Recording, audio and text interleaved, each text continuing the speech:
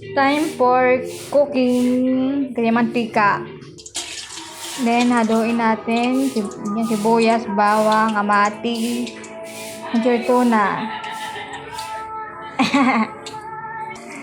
Ito na, igigisa na natin. Tapos, lalagay natin kamatis. Then,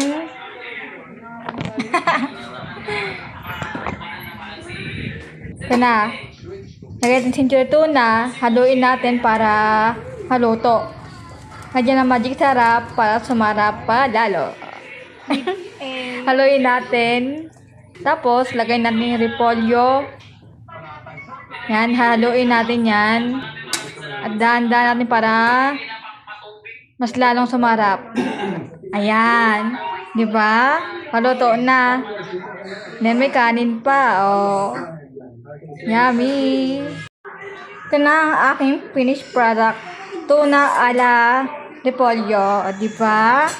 By Gracie.